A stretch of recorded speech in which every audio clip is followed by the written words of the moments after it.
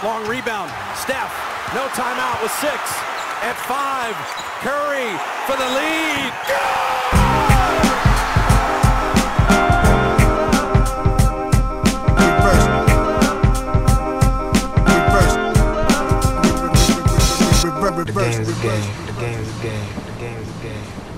Always, always, always. On est ravis de vous retrouver pour un nouvel épisode du podcast de la Team Rivers Basket Session. Shai et Antoine, j'espère que vous avez passé un super week-end. Pour attaquer la semaine, on a décidé de faire un focus sur une équipe en particulier. Alors, on ne peut pas dire que ce soit une équipe sous-cotée à proprement parler, parce qu'elle est finaliste elle est finaliste en titre. Il s'agit des Dallas Mavericks. Mais moi, j'avais le sentiment, et vous allez pouvoir me donner votre avis, Shai et Antoine, là-dessus, qu'à l'abord de cette nouvelle saison NBA, on les cite souvent parmi les potentiels contenders, mais on les cite rarement comme des favoris potentiels pour le titre, ce qui n'est pas tout à fait la même chose à mon sens. Et en regardant le roster encore ce matin, je trouvais vraiment cet effectif dense et plein de talent. Et du coup, je voulais avoir votre avis déjà là-dessus. Est-ce que vous avez le sentiment qu'à l'heure actuelle, les Mavs sont justement cotés, sous-cotés, sur-cotés? Quel est votre avis sur la place qu'on accorde aux Mavs actuellement? Moi, je vais dire un peu sous-coté. Un peu sous-coté. Je vois beaucoup parler d'OKC, parler de Denver, et à juste titre. Je pense que c'est aussi des favoris à l'Ouest. Mais j'ai pas l'impression que Dallas soit forcément soit inférieur à ces équipes-là. C'est quand même une équipe qui a déjà sorti le Thunder lors des derniers playoffs. C'est une équipe qui a beaucoup de talent. Je trouve que l'intersaison des Mavericks est plus intéressante que celle des Nuggets. Donc ça me gêne un peu si on considère pas Dallas à la même échelle qu'Oklahoma City ou Denver. Je pense, surtout Oklahoma City est présenté comme un immense favori à l'Ouest si tu écoutes les insiders ESPN et les bookmakers. Ce que je comprends, moi aussi, je trouve qu'OKC sera une très grosse équipe. Je pense qu'OKC va faire une super saison régulière. Mais je trouve que c'est un peu vite oublié Dallas, qui est quand même le finaliste en titre. Ça a été perçu comme une surprise, la place en finale de Dallas. Et je pense que c'est une erreur d'avoir perçu ça comme une surprise. Sur l'ensemble de la saison, je comprends. Mais je trouve qu'en fait, depuis février, Dallas, c'est la meilleure équipe à l'Ouest, en fait. Et du coup, il n'y a pas de raison, selon moi, que les Mavericks soient nécessairement inférieurs à ce qu'ils l'ont été l'an dernier, même si j'ai aussi des réserves. Donc moi, je trouve qu'on part un peu sur l'équipe des Mavericks, c'est un peu sous-coté. J'ai pas l'impression que c'était juste tu vois, par exemple, quand le Heat va en finale en 2023, c'est pas pareil, tu vois. On n'est pas sur la même configuration. Là, j'ai l'impression qu'on a une équipe qui est faite pour perdurer et pour rester parmi les sommets de la conférence Ouest. Voilà. Je pense que ça dépend effectivement, comme tu l'as dit, de ce qu'on attendait d'eux à la base. Et si on considère que leur participation au final, c'est un accident, un heureux accident, hein, ou si c'est logique par rapport à ce qu'ils ont montré, par rapport à toute la configuration de la conférence Ouest. Moi, je suis un peu partagé.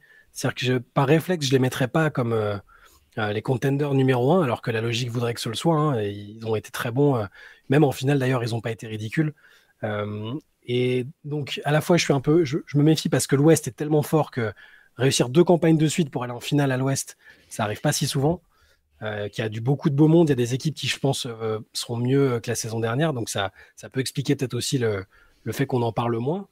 Mais par contre, je suis aussi d'accord avec le fait qu'ils sont sous-cotés parce qu'on a vu que Luka était totalement capable d'être le franchise player d'une équipe qui va très loin. Il les avait déjà emmenés en finale de conférence avec moins de matériel. Il les emmène en finale NBA avec un niveau stratosphérique et il a fait tout ce qu'il pouvait. Et là, le supporting cast, l'équipe, elle est quand même encore une fois pas mal. Tu as raison aussi, Théo, de dire qu'en regardant leur effectif, on se dit « Ah oui, tiens, c'est vrai, ils ont pris lui. » Ou « Tiens, lui est toujours là. Lui, en année 2, il va être encore plus fort. Tiens, Kyrie, maintenant, il est bien dans sa vie, il est épanoui, donc il va être au max de ce qu'il peut faire. » Donc oui, en ce sens-là, ils sont sous-cotés. Et dans tous les cas, moi, je les considère quand même comme des prétendants au titre. Après, je trouve des équipes peut-être mieux armées. Et en cas de confrontation, peut-être que je miserai pas sur les Mavs. Mais oui, ils doivent pas du tout être en dessous des équipes qu'on a citées, qu'OKC, Denver ou les Suns, par exemple, dont on parle de plus en plus en ce moment. Ils sont peut-être sous-cotés, effectivement. Parce qu'en fait, quand je regarde effectivement l'effectif, il y a un Big Two que tout le monde connaît, qui est Irving, Luka Doncic. Derrière, effectivement, il n'y a pas de troisième option phare, en fait. Comme dans certaines équipes, OKC, tu disais, tu sais que tu as Shai, Jalen Williams et Chet Holmgren. C'est À voir dans quel ordre ça se place, bien sûr, Shai en premier, mais derrière, tu as 3 grosses options. En fait, quand je regarde Dallas, je vois pas une troisième grosse option qui s'impose. Par contre, je trouve que en fait, la densité de l'effectif est vraiment impressionnante. Je trouve qu'il n'y a pas de mauvais joueurs dans cette équipe. C'est une équipe qui va avoir la capacité de jouer plusieurs formes de basket, mais en étant agressive en défense, en ayant une adresse extérieure qui devrait même être plus importante la saison prochaine avec l'arrivée de Klay Thompson. Bien sûr, on attend de voir quel sera son rendement dans cette équipe. Mais je la trouve extrêmement complète, en fait, de 1 jusqu'à 12, voire même au-delà, avec des joueurs, on ne sait pas encore, on se posait la question tout à l'heure, avant de commencer le podcast, on s'intéressait au cas de Jamarion Sharp, je ne sais pas si vous avez vu des images de lui, mais mec de 7 pieds 5 qui met des comptes dans tous les sens, c'est pas sûr du tout, bien sûr, qu'il ait un rôle dans cette équipe, mais si jamais il se trouvait qu'il pouvait avoir un rôle ou apporter à la team, tu dis, bon, ça fait encore une arme de plus potentiellement dans l'arsenal de Jason Kidd et de ses troupes. Et sur la longueur de banc, j'ai l'impression que cette équipe de Dallas, elle n'a rien à envier à aucune des autres équipes de la ligue, quelque part. Et est-ce que c'est pas mieux, du coup, alors c'est une question, c'est presque philosophique, mais est-ce que c'est pas mieux d'avoir des top joueurs entre 3 et 7 qui sont d'un niveau équivalent ou qui t'apportent des choses différentes, mais qui ne sont pas des stars, ou juste 3 très gros joueurs comme à Phoenix, par exemple, et après le reste où c'est plus au petit bonheur la chance, quoi. C'est pour ça que Dallas, sur le roster, ils ont vraiment bien taffé, et il y a aussi la possibilité que Klay Thompson soit cette troisième option s'il a encore quelque chose de plus que ce qu'il a montré à Golden State dans le ventre, et ça, c'est pas impossible non plus. Donc moi, je me demande ça. En tout cas, sur la profondeur et la composition de l'effectif, c'est ultra solide. Mais en fait, pour répondre à la question que tu poses, Shai, c'est une excellente question, en fait. Je pense que, au bout du compte, si tu demandes à un GM, qu'est-ce que tu préfères quoi entre les deux options? Genre un top 3 super fort et après quelques trous dans ton roster, ou un top 2 super fort et derrière plus de complémentarité?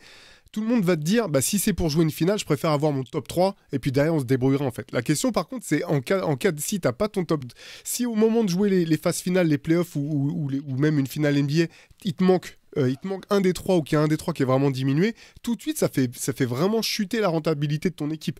Là, alors la question pourrait être la même du côté de Dallas. Tu dis ouais, mais si t'as pas Kyrie Irving, si t'as pas Luka, de toute façon tu peux pas gagner.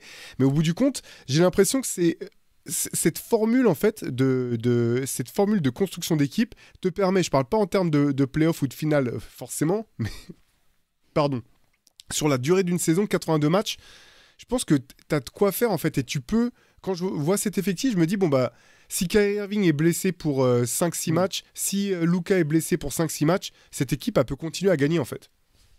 Ouais, moi je pense pareil. Je pense que la profondeur d'effectif, elle est surtout intéressante dans la perspective de ne pas finir trop mal classé. Le classement vaut ce qu'il vaut. On sait bien que ce qui compte au final, c'est presque d'être dans le top 6. Mais c'est pas par hasard que c'est souvent les 3 ou 4 premiers de conférence qui vont en finale NBA. Alors après, encore une fois, les Mavs, c'était particulier. Ils ont fini 5e. Mais je trouve que, je le répète, à partir de février, Dallas, c'était la meilleure équipe à l'Ouest. Ça se sentait. Et du coup, c'est ça, tu as tout à fait raison. À partir du trade, en fait, si tu avais commencé, ça avait pris le bilan des victoires-défaites à partir du trade, ils auraient été dans le top 3, toute NBA comprise, pas juste la conférence Ouest. Et en plus, dans la manière de jouer, tu sentais qu'il y avait vraiment quelque chose défensivement, offensivement qui te laissait montrer. Non, mais cette équipe, en fait, c'est la meilleure, celle qui va aller le plus loin. Et derrière, effectivement, elle est allée en finale. Là, moi, je partage. Je pense que tu sais que tu vas avoir des absences de Kyrie Irving, tu en auras sans doute aussi un peu de Luka Doncic. Ton effectif va te permettre de au moins tenir ta barque. Et voilà, si tu es 4e, tu sais que tu es dans une meilleure position.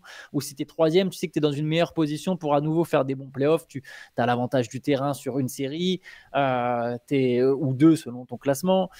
Tu joues potentiellement un adversaire un peu plus faible. Donc oui, la question, elle est très pertinente, très, très intéressante, cette question, Shai. Je dirais qu'après, ça dépend évidemment qui est la troisième option en question et qui sont les mecs qui vont de 4 à 7. Si tu prends les 4 à 7 de Milwaukee par rapport à la troisième option, je ne sais pas, Tyrese Maxey ou Paul George des Sixers, je préfère avoir Paul George que les mecs 4 à 7 de Milwaukee. Mais quand même, ce qui a la profondeur de banc, vous avez raison, la profondeur d'effectif des Mavericks, et je pense un vrai point fort pour Dallas. Parce que là, dans le cas des Mavs, si on prend pour les Mavs, si on considère que Klay Thompson est une forme de... Alors, on va dire que c'est ce qui se rapproche le plus d'un numéro 3 sur le papier, mais si on le met au même niveau que ceux qui arrivent après, on a vu que PJ Washington pouvait être extrêmement fiable depuis qu'il a été recruté. Moi, je trouve que ça a été une super recrue. Daniel Gafford, dans son rôle, a été très bien aussi. Et après, tu prends tous les joueurs autour. Maxi Kleber qui a été beaucoup blessé, qui a malheureusement manqué des matchs, c'est super. Derek Lively a été excellent en tant que rookie, il peut progresser. Ils ont du Jaden Hardy, Najee Marshall qui est arrivé, je trouve que c'est une super recrue aussi.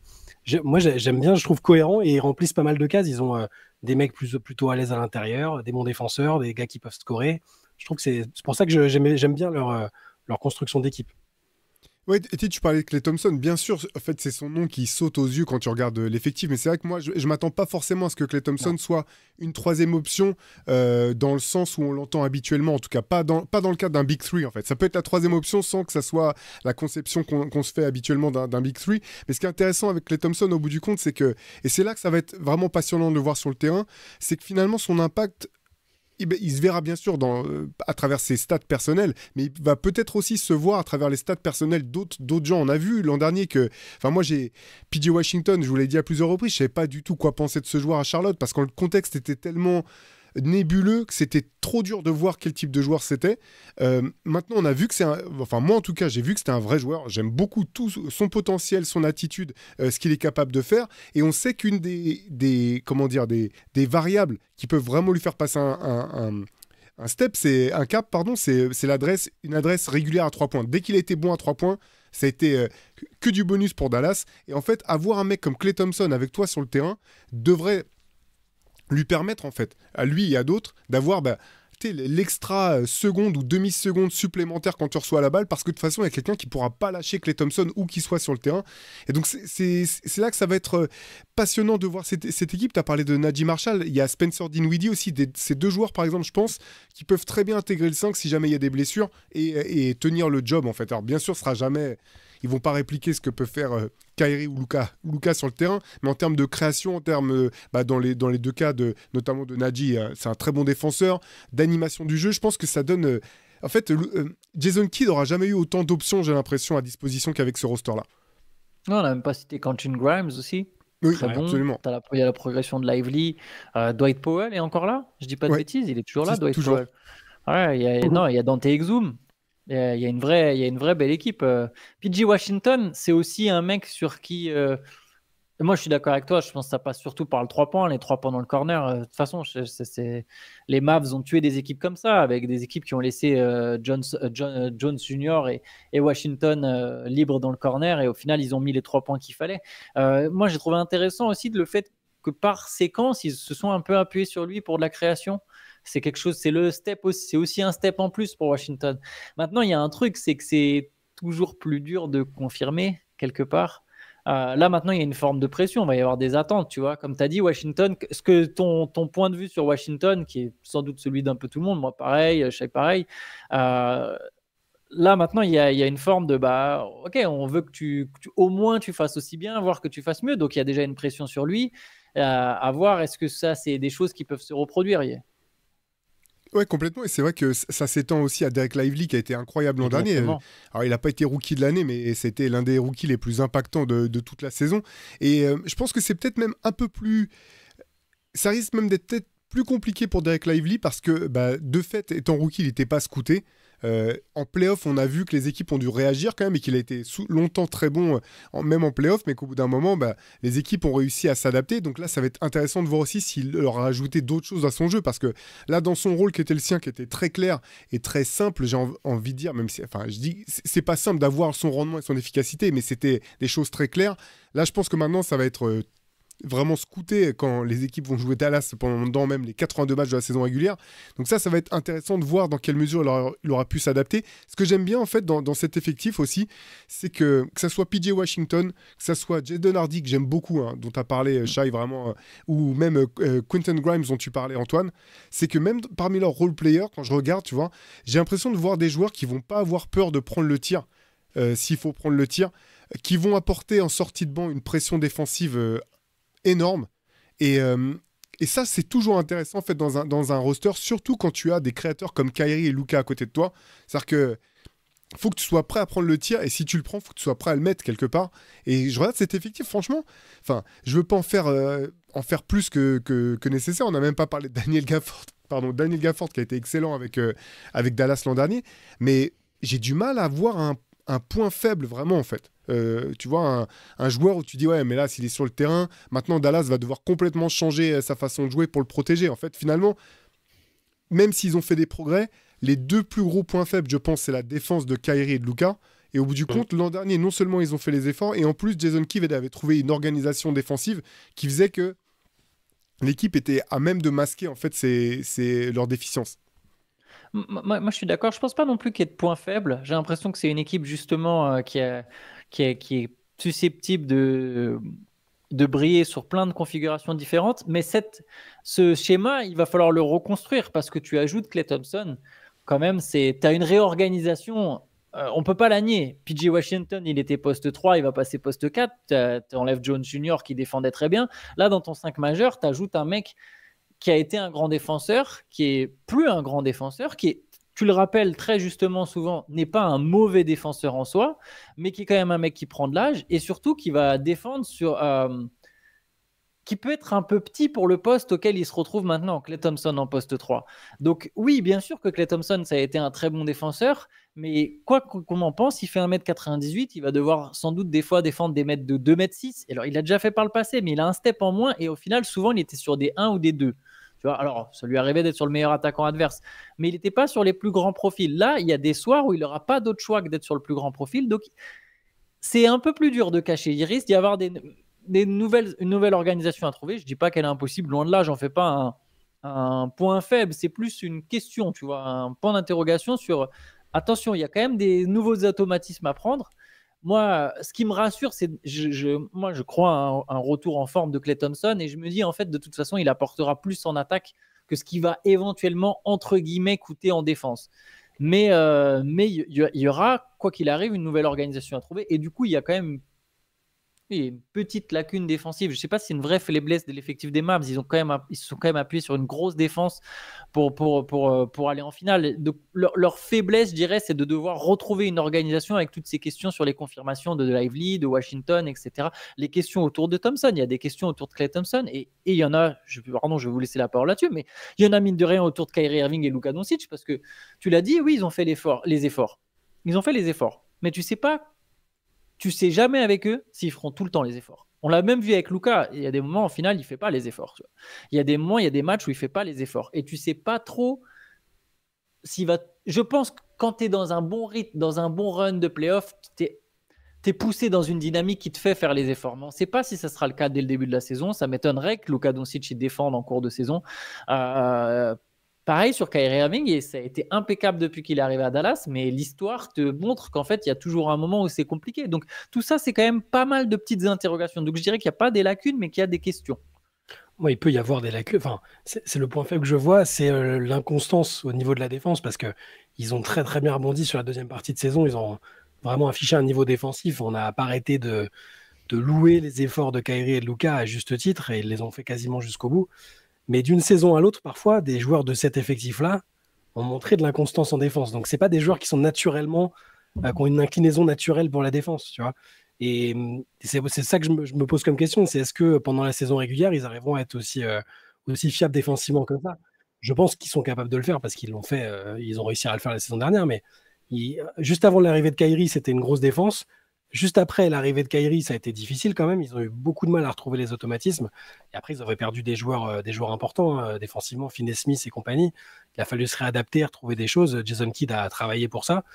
Donc, est-ce que là, on va retrouver... Est-ce qu'ils sont directement dans la continuité de ce qu'ils ont fait l'année dernière? Ou est-ce qu'il va falloir, comme tu l'as dit Antoine, recréer des choses? Auquel cas, ça peut prendre un peu de temps. Et là, à l'Ouest, est-ce que tu as vraiment du temps? Je ne sais pas. C'est pour ça que c'est là-dessus que je peux être un peu sceptique ou inquiet. Tout est relatif parce que pour moi, le talent et la force de frappe font quand même partie des plus importants à l'Ouest et dans toute la ligue. Mais moi, c'est ça. Ce serait plus la défense et pas nécessairement que celle de Klay Thompson. Parce que c'est plus, tu as raison, c'est plus le même défenseur. C'est même plus le même attaquant non plus. De toute façon, c'est plus le même joueur. Et j'ai l'impression, par contre, qu'il a accepté et qu'il avait du mal à l'accepter avant à Golden State, notamment parce que les médias étaient tout le temps à lui demander ou à pointer du doigt le fait que c'était plus le Klay d'avant. Là, sur ce que j'ai entendu de lui, je me base sur de l'extra sportif, encore une fois.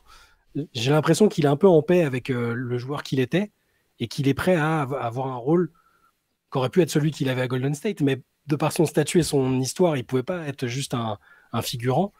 Bah là, je veux dire, s'il met ses tirs ouverts et qu'il défend de manière honorable, ça peut presque être suffisant si Dallas a le même niveau défensif à peu près que l'année dernière, que Luka et Kyrie font des efforts.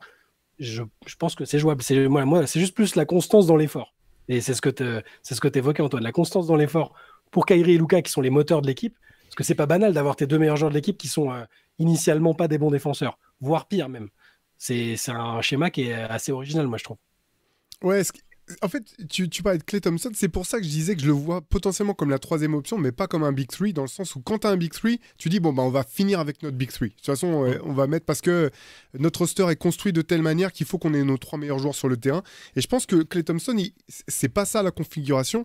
Et là, ça va être vraiment intéressant de voir la manière dont Jason Kidd va gérer ses rotations, parce que de ce que je vois, je pense que Jason Kidd peut parier sur un 5 de départ, je dis pas 5 majeur, 5 de départ, qui va être extrêmement fort offensivement, en se disant on va commencer avec, si Klay est bien titulaire, etc., on va commencer avec une équipe super forte offensivement, ça va être l'adversaire qui va être en peine pour nous stopper, et derrière on aura l'opportunité en servant de nos rotations, d'avoir par moment des 5 qui seront très bons offensivement et très bons défensivement, par moment des 5 qui sont peut-être juste corrects offensivement, mais tellement forts défensivement qu'on va empêcher l'adversaire de marquer, on va peut-être pouvoir générer un peu de jeu rapide, de panier facile, et d'avoir toute cette panoplie en fait d'options à disposition. Et c'est pas... tu vois, Klay Thompson, je sais pas s'il terminera forcément tous les matchs en fait. Si tu as besoin d'un tir à 3 points absolument, ou s'il n'y aura pas un petit peu de coaching un petit peu comme au handball, ce qui est possible en NBA avec le nombre de temps morts, etc. Mais c'est là que je trouve ça intéressant d'avoir des joueurs comme Najee Marshall et Spencer Dinwiddie, par exemple. C'est des mecs qui sont capables d'être à portée des deux, en fait. Tu vois, je pense pas que Spencer Dinwiddie soit un stopper. Pour moi, c'est un défenseur correct. Offensivement, dans les bons soirs, ça peut être un excellent joueur. Parfois, c'est juste un joueur correct. Et en fait, dans tous les cas, il peut t'apporter un peu de création et de lien. Je vois Najee Marshall, alors peut-être moins créateur, mais peut-être meilleur finalement offensivement dans la régularité que Spencer Dinwiddie, mais un petit peu pareil. Et j'ai l'impression que ça va être ça le challenge pour Jason Kidd et son staff. C'est vraiment d'établir des espèces de patterns de rotation pour se dire, voilà, si notre 5 super offensif a pas marché parce que panne d'adresse ou défense adverse qui nous pose problème, derrière il faut qu'on resserre la défense. Comment on fait pour resserrer la défense tout en gardant quand même la capacité de marquer pour grignoter un déficit par exemple, et ce genre de choses. Et c'est là encore une fois je reviens à la densité du roster. Quand on parlait de Phoenix, souvent on disait que ça manquait quand même de two-way players.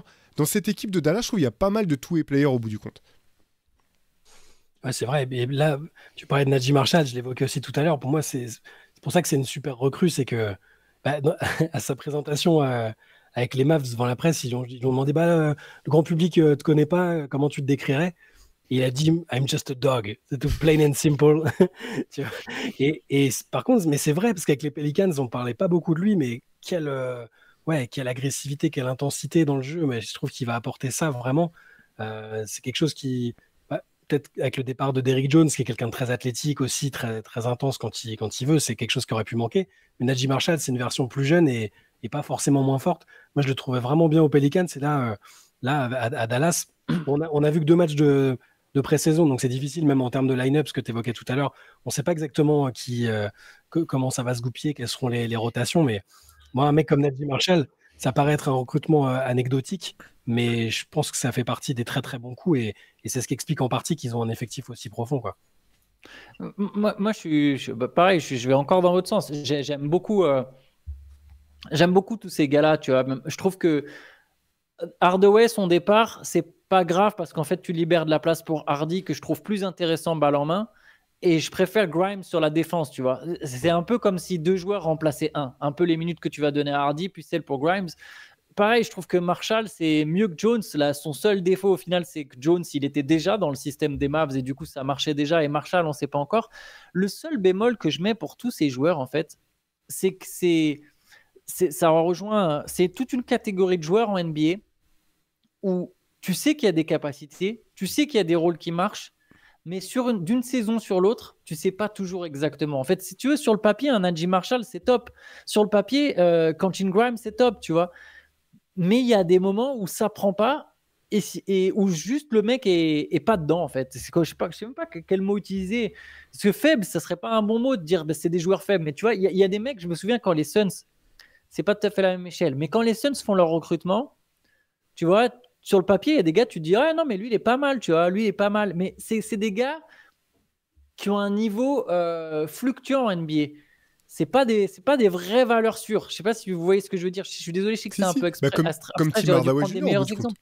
Ouais, voilà, c'est ça. Donc, en gros, tu te dis, tu as un mec qui est potentiellement fort, mais en fait, il se peut tout à fait que dans ton équipe, en fait, il t'apporte rien. Il y a des saisons où ces mecs-là t'apportent rien.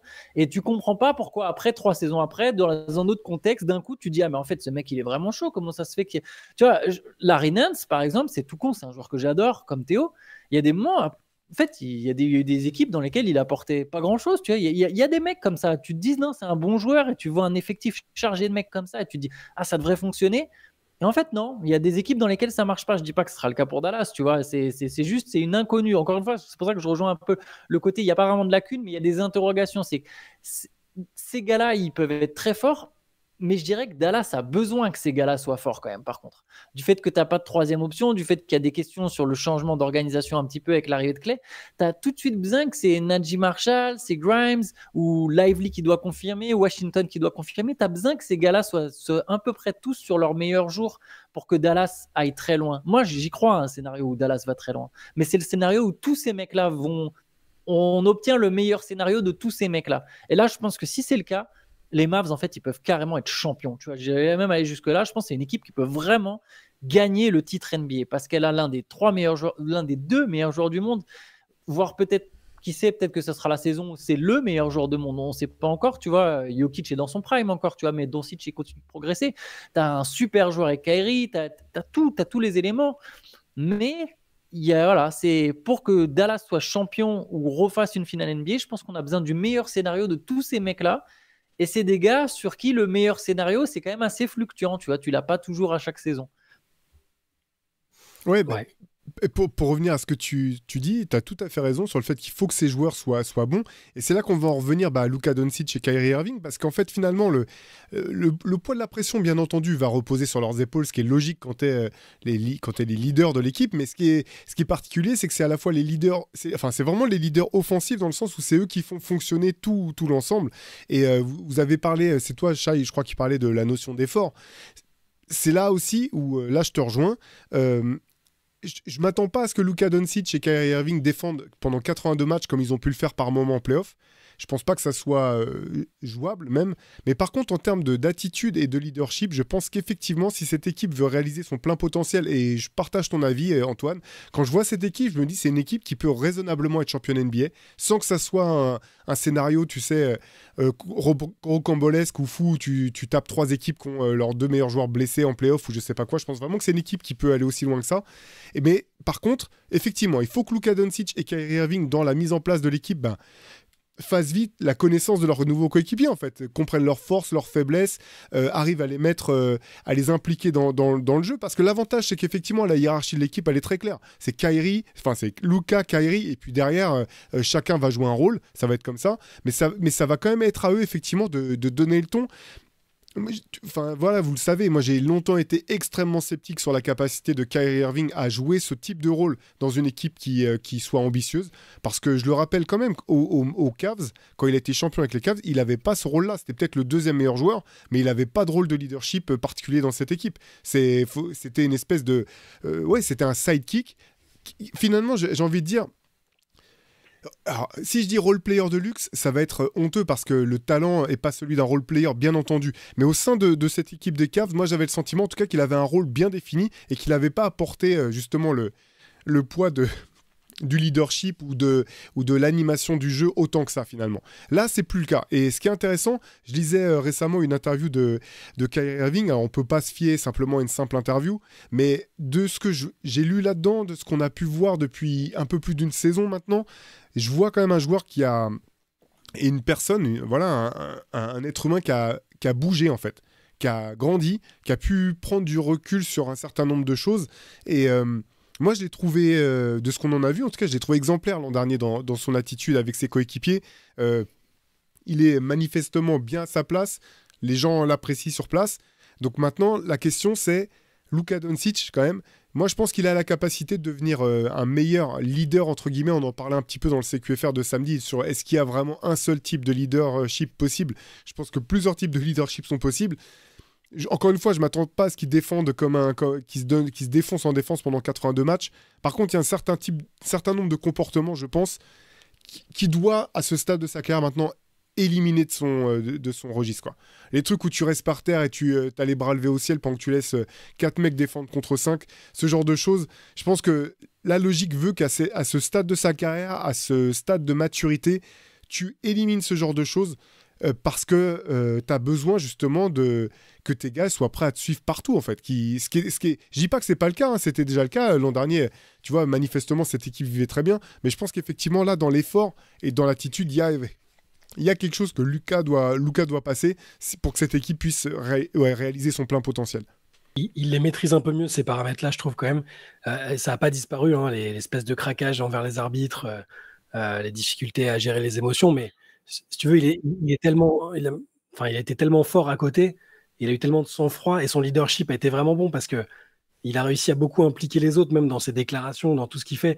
Tu sens que les autres ont une vraie admiration pour lui et ça se ressent aussi dans la relation qu'il a nouée avec Kyrie parce que les deux se respectent beaucoup, se lancent des fleurs avec ce fameux truc que je disais déjà l'année dernière où ils se regardent en se disant « ce que fait ce mec, je suis incapable de le faire, c'est incroyable » et vice-versa, tu vois, dans des registres un peu différents. Et donc je pense que Luka, il va petit à petit réussir à éliminer ça. Il ne fera jamais complètement disparaître des petits craquages, des fautes techniques. Je pense que parce que même avec ça, il les a emmenés en finale et c'est pas ça qui les a fait perdre pour moi. Donc, et pour Kyrie, j'ai partagé ton scepticisme, Théo, parce que moi, de base, par contre, c'était un joueur que j'adorais. Et petit à petit, ouais, j'étais un peu déçu par même sa progression en tant que joueur, parce que l'extra sportif, on en a déjà parlé, il n'y a pas de problème. Je pense que ça, il y a effectivement une vraie maturité chez lui maintenant, où il arrive à bien compartimenter ça dans sa vie, à s'occuper de ses combats personnels et après à être efficace sur le terrain quand même. Et le joueur est plus le même, quoi. Le joueur, je l'ai trouvé efficace au max, quoi. À part en finale, évidemment, où il est passé un peu à côté, mais à côté de ça, il a fait des playoffs excellents et j'ai l'impression qu'on a un Kyrie. Alors, il était jeune, mine de rien, finalement, quand les Cavs sont champions. Là, maintenant, c'est un trentenaire qui est dans un autre rôle. Il a le franchise player autour, qui est Luka Doncic, qui peut, par certains côtés, s'apparenter à LeBron, mais qui est quand même finalement très différent dans la personnalité de LeBron. Je pense que les deux se sont parfaitement trouvés et j'en étais pas du tout convaincu. Hein. Moi, rappelez-vous, toute l'année dernière, même jusqu'à ce qu'il y ait la bascule, je me disais, je suis pas sûr que ça puisse marcher, en fait. Parce qu'il n'y a plus l'impact défensif, les deux ensemble, c'est plutôt pénalisant. Et au final, ils ont réussi à faire cette bascule. Donc, est-ce qu'ils vont réussir à la faire à nouveau, à maintenir ce niveau d'effort? Encore une fois, c'est important. Je pense qu'ils en sont capables. Tu disais, Antoine, et tu as raison, que c'est très important que les joueurs que tu as évoqués soient très bons parce que les Mavs en ont besoin. Mais la base, ça reste quand même que Kyrie et Luka continuent d'être forts ensemble, productifs ensemble et corrects défensivement ensemble aussi. Et c'est d'ailleurs des interrogations certaines aussi sur ces mecs-là. Hein. C'est vrai que parler d'interrogations. Disons que Luka et Kyrie, on sait quel sera leur niveau de jeu. Tu vois, c'était surtout ça par rapport aux role-players, c'est que les role-players, on peut ne pas douter de leur niveau d'investissement, c'est l'inverse de Kyrie et Luka, mais par contre, t'es pas sûr de leur niveau de jeu, quoi. Il y a un Grimes, il peut faire une saison à 4 points et 30% de moyenne, tout comme il peut être à 12 points et 45% à 3 points, tu vois. Washington, Lively, on ne sait pas encore vraiment qu'est-ce qu'il y aura au-dessus, etc. Kyrie et Luka, tu sais que tu auras une grosse production, mais effectivement, tu ne sais pas pour l'effort. C'est pas pour l'attitude. Et je reviens sur l'attitude. Ouais, on a parlé de l'attitude de Luka, ça s'applique à Kyrie. Et même si on veut oublier cette histoire d'attitude, il y a un autre point pour moi qui est un peu un petit bémol, c'est qu'ils sortent d'une saison longue, qu'on le veuille ou non. C'est pas juste le champion qui a du mal à faire le doublé, c'est aussi les finalistes qui ont du mal derrière à se reproduire. Et il y a eu d'autres équipes jeunes, hein, parce qu'on peut dire ouais, Luka, c'est jeune, tu vois, Washington, c'est athlétique, tout ça c'est jeune. Bah ouais, mais je peux te sortir d'autres finalistes qui ont été très jeunes et qui ont galéré l'année d'après. Les Celtics de 2022, les Bucks, c'était pas vieux. Les Suns, c'était pas particulièrement vieux, même si Chris Paul avait déjà un certain âge, tu vois. Tu as des équipes comme ça, derrière, une saison longue, en fait, ça laisse des traces. Et les 10-15 matchs de plus que tu joues, elles laissent des traces. Les Mavericks, ça va laisser ça a forcément laissé des traces, ce parcours. Il y a tout ça à prendre en compte. Il y a le fait que Luka, Kyrie, tu sais qu'il y a un potentiel blessure. L'an dernier, ils ont été en bonne santé. Luka a été diminué après, c'est vrai, pendant les playoffs, mais ils ont été en bonne santé pendant toute la durée des playoffs. C'est pas, encore une fois, c'est pas une garantie avec ces mecs-là. Le Kyrie, il joue 58 matchs de saison régulière, il en joue pas beaucoup, mais t'es pas à l'abri qu'il en joue 30 en fait.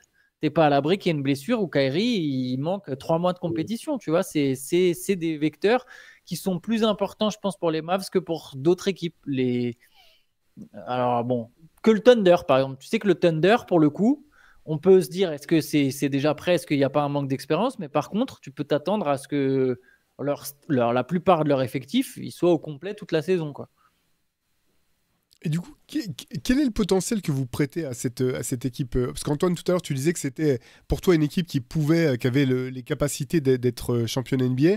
Et puis avant qu'on lance le podcast, on en parlait un petit peu entre nous. Tu étais un petit peu aussi peut-être plus mitigé sur le fait est-ce que cette équipe de Dallas va à coup sûr faire une bonne saison en fait? Ouais, j'ai une fourchette grande. En fait, avant le podcast, j'ai dit du coup, c'est une équipe qui, je pense, peut sortir au premier tour, tout comme elle peut aller en finale NBA. Je pense que quand même, euh, je m'attends à ce que ce soit une équipe compétitive. Je m'attends pas à ce qu'elle sorte au premier tour. Mais le Thunder, quoi qu'il arrive, à mon avis, ne sortira pas au premier tour. Si je continue sur mon parallèle avec OKC, j'ai l'impression qu'à OKC, je ne mettrai pas une pièce absolument sur OKC champion NBA, mais je suis quasiment sûr que le Thunder ira très loin, tu vois, dans la compétition. J'ai un peu plus de certitude. Le Dallas, je me souviens, on avait une question sur un CQFR du samedi sur, je sais plus si tu étais là, Théo, ou si c'était que Shai et moi, sur quelle équipe parmi les favoris est le plus à même de se planter. Et si tu étais là, moi j'avais dit New York parce qu'on l'avait considéré comme des favoris. Mais je me souviens, je crois que c'est toi, Shai, qui avait dit bah, je serais presque tenté de mettre Dallas. Ah bah oui. Et tu vois, si on reprend une liste de favoris où il y a Denver, Boston, OKC, Dallas, Philadelphie, tu me dis qui va sortir au premier tour parmi ces équipes-là? Si on oublie New York, tu vois, s'il n'y a pas New York au Milwaukee, je suis tenté de te dire, dans ces 5-là, celle qui a le plus de chances de sortir au premier tour, c'est peut-être Dallas. Tu vois, il y a peut-être un scénario, c'est tout con, où la mayonnaise, elle prend pas tant que ça, en fait. Où Klay Thompson, ça marche pas tant que ça, où il y a 2 role-players sur 4 qui sont au final pas au niveau attendu ou pas au niveau espéré. Tu vois, c'est des scénarios qui me semblent plausibles. Et là, je pense que Dallas peut effectivement sortir au premier tour. Mais voilà, je pense quand même qu'il y a plus de chances que ça fonctionne. Et si ça fonctionne, je dirais que le plancher, moi je le vois très haut. Je me dis que c'est une équipe, je la mets vraiment parmi les 4-5 gros favoris au titre cette saison. C'est ça fait partie des équipes qui. Il y en a quelques-unes comme ça, comme tu disais, que tu peux imaginer sortir au premier tour. Même, parfois c'est presque au feeling et c'est injuste, peut-être, je sais pas, moi j'ai une méfiance de base pour cette équipe parce que je l'ai trouvée inconstante et je m'attendais pas à ce que ça marche aussi bien. Donc là, je suis très content pour eux, ça fonctionne. Mais je ne saurais pas forcément dire pourquoi je sens qu'ils peuvent avoir un accident et pas d'autres. C'est peut-être parce que Kyrie n'a pas toujours été fiable, parce que il y a les blessures, tout ça, je sais pas. Mais par contre, la définition de une équipe qui peut être éliminée au premier tour ou aller en finale, ça vaut pour quelques autres équipes aussi. C'est un peu ce qui est compliqué avec l'Ouest, je trouve. J'ai l'impression de pouvoir dire ça de plusieurs autres équipes, tu vois. Mais donc moi, pour la saison régulière, je veux dire, ça va tellement être une bataille rangée que je ne saurais rien leur promettre. Je les vois pas, voilà, je les vois pas être top 2, par exemple. Je sais pas. J'ai pas l'impression que Dallas va se battre à tout prix pour être dans les tout premiers de la saison régulière. Déjà parce qu'il y a ce fameux truc de, on l'a déjà fait, on était 5e, on allait en finale NBA. Donc je pense qu'ils vont chercher surtout à faire top 4, ce qui semble logique. Et après, pour les playoffs, oui, un accident est possible, mais avec tout ce qu'on a dit jusque-là, avec le talent qu'il y a, et si on est positif en se disant que ça va cliquer défensivement, ouais, ils peuvent largement être à nouveau finalistes NBA ou ne serait-ce que finale de conférence, quoi. Je pense que de toute façon, quand tu es finaliste NBA, que tes 2 meilleurs joueurs sont pas grabataires, et que tu as Luka qui est l'un des meilleurs joueurs du monde qui est là, c'est difficile d'arriver et de pas avoir des énormes ambitions. Donc oui, on va dire que je pense que je vais être la Suisse si on me demande en playoff et je vais dire un entre-deux, quoi. Demi-finaliste de conférence ou finaliste de conférence. Et c'est peut-être parce que j'imagine d'autres équipes en finale NBA que les Mavs, que je leur garantis pas à tout prix les finales. Ouais, bah moi, je vais compléter le tableau. Effectivement, moi, je les vois de potentiels champions NBA, vraiment. Je pense que c'est une équipe qui, notamment dans le contexte des playoffs, si on part du principe que toutes les équipes sont en pleine forme, hein, bien sûr, euh, c'est une équipe qui va être extrêmement dangereuse. Quand tu as l'un des 3 meilleurs joueurs du monde, en fait, quelque part, là, je te rejoins, Shai, tu t'en fous, en fait, d'être premier de ta conférence. Ouais. Si tu te dis, bon, bah, de toute façon, sur les 4 séries qu'on va jouer, il y en a 3 sûrs, on a le meilleur joueur du monde, et puis la 4e, on n'est pas sûr, ça va se régler, ça se réglera sur le terrain, bah, c'est que tu as une chance d'être champion, en fait.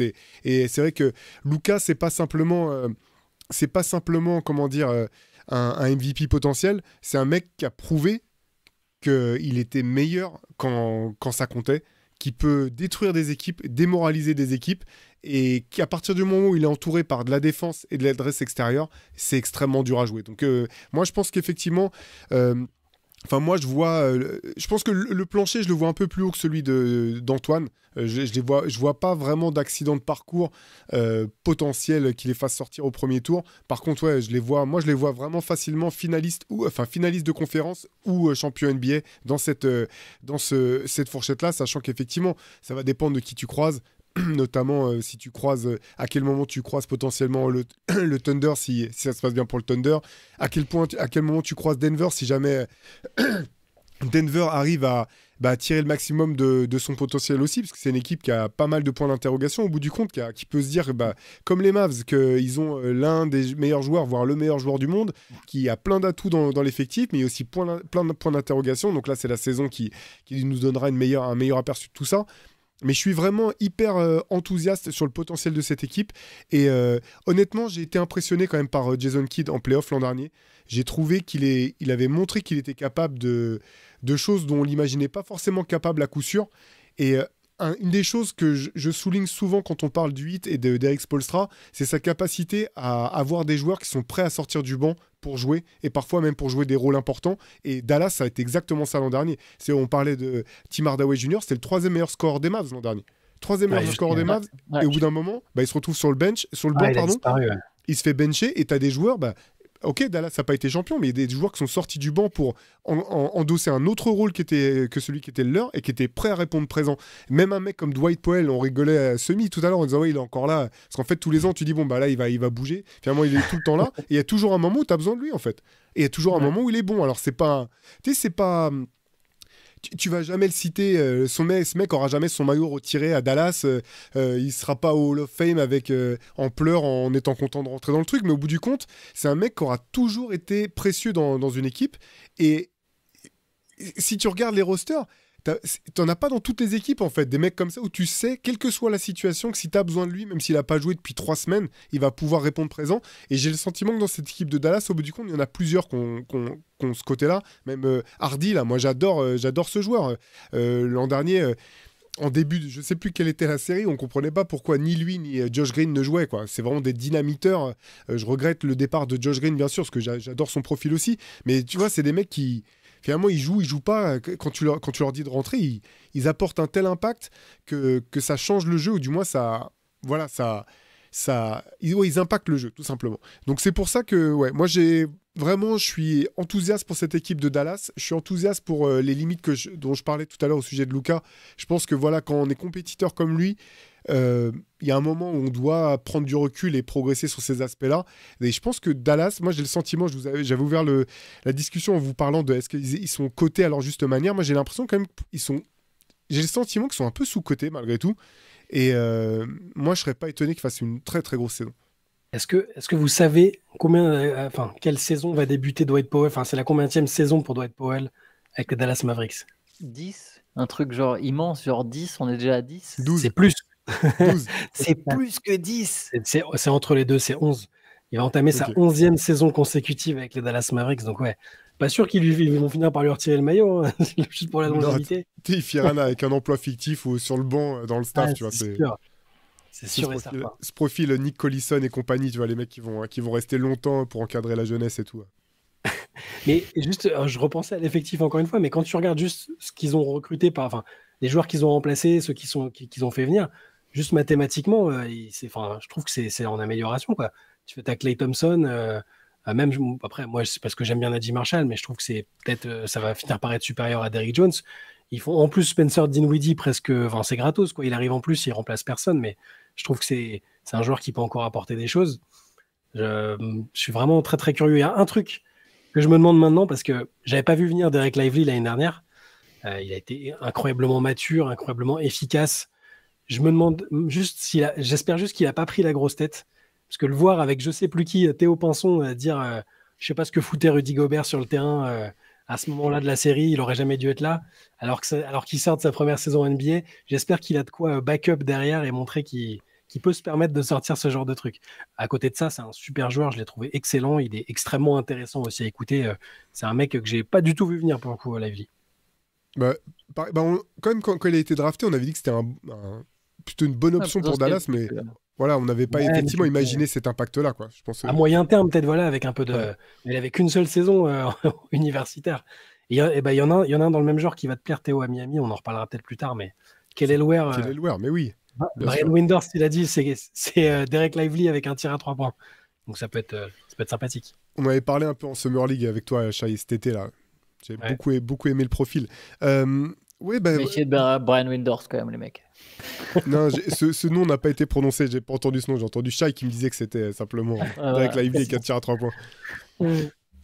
Bon, voilà, je pense qu'il n'y en a pas forcément plus à dire sur Dallas. N'hésitez pas à nous dire, vous, ce que vous pensez du potentiel de cette équipe. Peut-être qu'on s'enflamme. Moi, le premier, c'est bien possible. En tout cas, j'ai hâte de voir ça sur le terrain.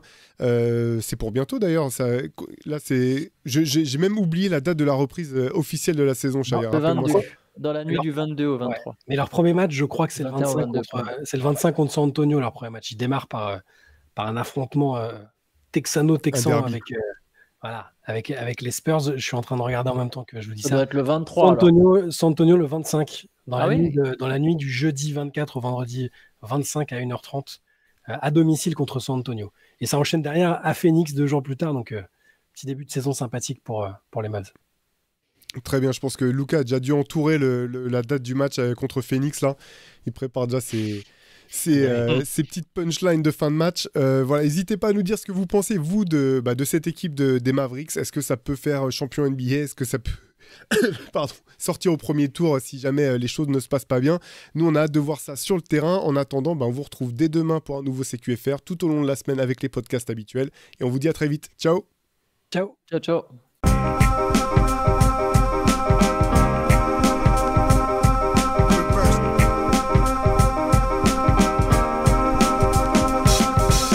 Is out there, and it's either play or get played.